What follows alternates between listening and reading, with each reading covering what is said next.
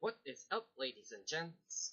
This is George Bean, and it is now only a few more days until the theatrical release of Avengers Endgame on April 26th, or Arbor Day here in the US.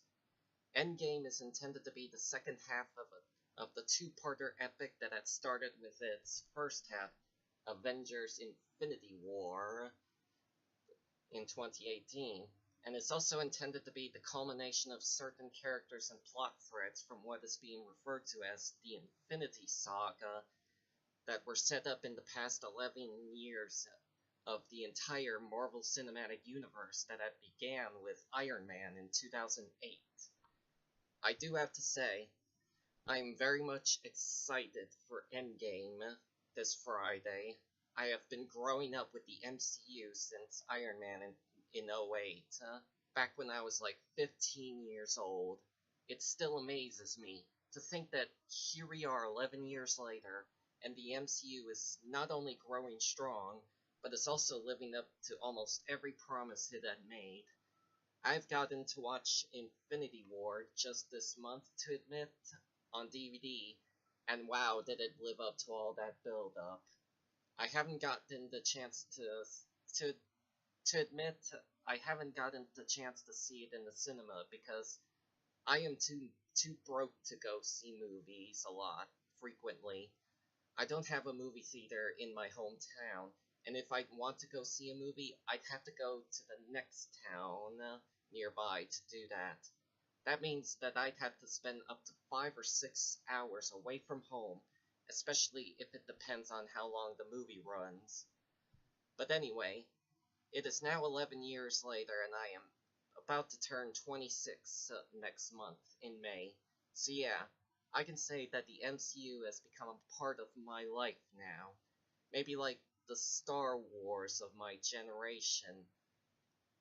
When it was first revealed in 2014 that Avengers 3 would be titled Infinity War and that it would have Thanos as the main antagonist, after having introduced him in the end credits stinger in Avengers 1 back in 2012, my excitement for it was slowly rising as we were getting closer to Infinity War becoming real.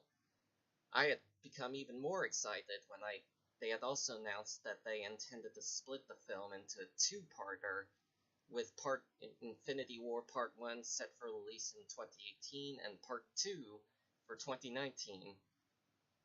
The reason for making it two films was due to the massive amount of characters that would have to be in it. And it was also likely because they wanted the film to be so epic that one movie just wasn't enough. And then it was around like July of 2016 when they had revealed that they were removing the Part 1 and Part 2 of the titles, and that the former first part would be simply known as just Avengers Infinity War, while the second part would have its own title. But they did not reveal that title until 2018, reasoning that the title contained a spoiler for both it and Infinity War. Of course, as we all know now, that title would be Avengers Endgame, but it's quite funny because the Endgame title was actually said by Doctor Strange in Infinity War, when he says, "We're in the Endgame now." And it was also said by Stark in Age of Ultron, when he talks about the Battle of New York being about them having the battle in alien invasion. He says, "Up there, beyond that portal, that's the Endgame there." So the Endgame title had been teased to us for almost 4 years, and it was hiding right in front of us the whole time. Clever of Marvel to pull such a thing like that on us. I will say, as a quick side note, I really did love Infinity War. It had absolutely lived up to the years-long expectations and fever-pitch hype that had been building up for it. I loved I loved the fact that they had chosen to make Thanos the main character in it, as we get to learn more about him as a character and his motives. And the filmmakers were very bold in the choices they had made for that film. I had the feeling, when going into Infinity War, that it would be most very likely end with a cliffhanger, but I did not exactly expect it to end the way it actually did. I mean, even then, the ending was still a huge shock to me. I couldn't believe that they would actually have such massive balls to end the movie like that. But now with Endgame, I am happy to hear that it will show the aftermath of the destruction caused by Thanos' action. We will actually get to see how it has had a huge effect on Earth and the entire universe.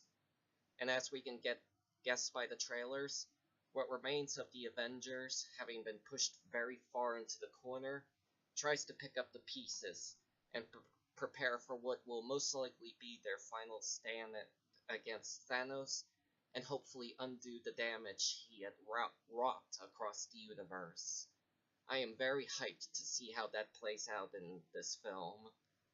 Given that this is reported to be a send-off for the original Avengers team, this also gives credence for allowing the snap to happen in Infinity War, as an attempt to sort of remove all the new Avengers and simplify it down to the original roster, thus leaving it up to them to save the universe and undo Thanos' damages.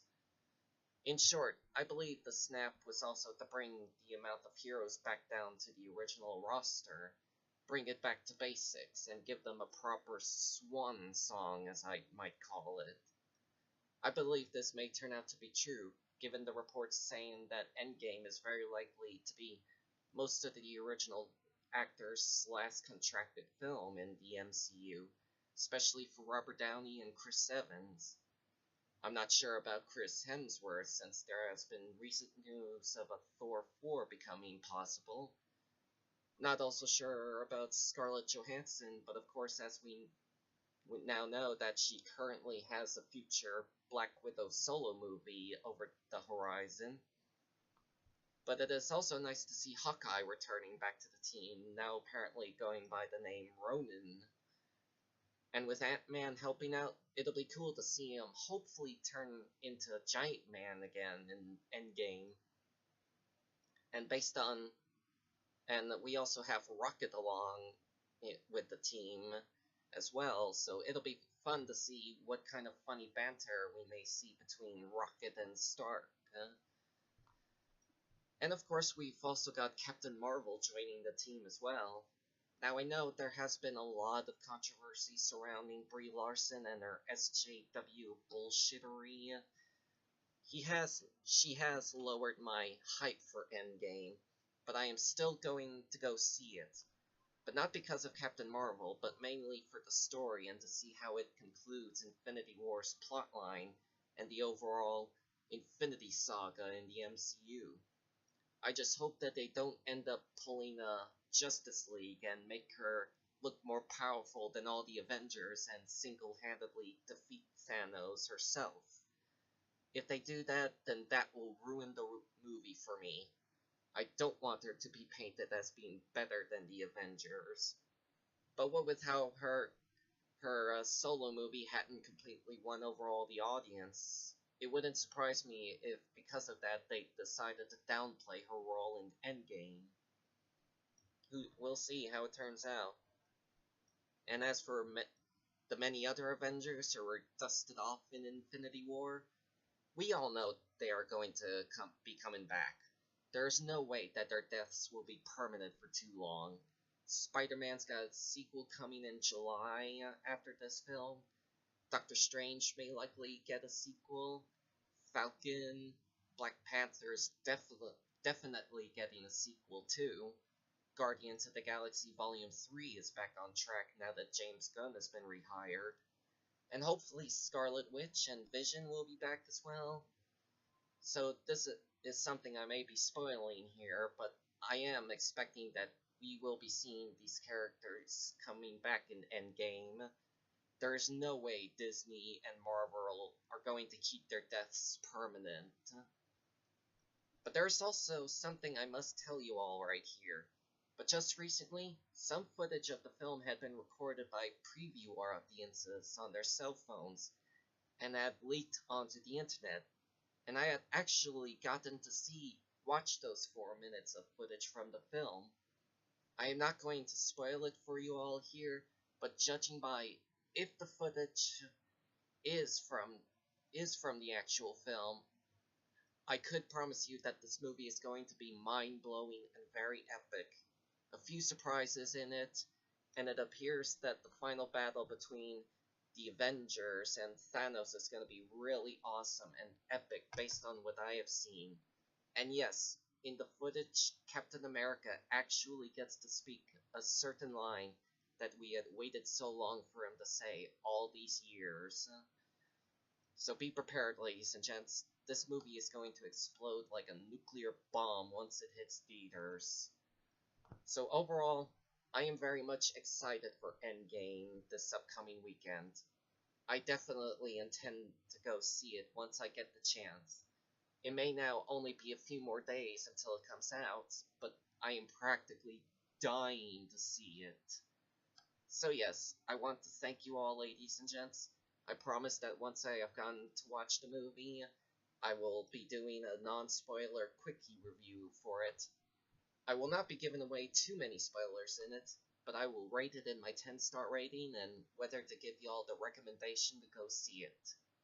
So thanks for watching, and until then, I will see you all next time, and remember, you should have gone for the head.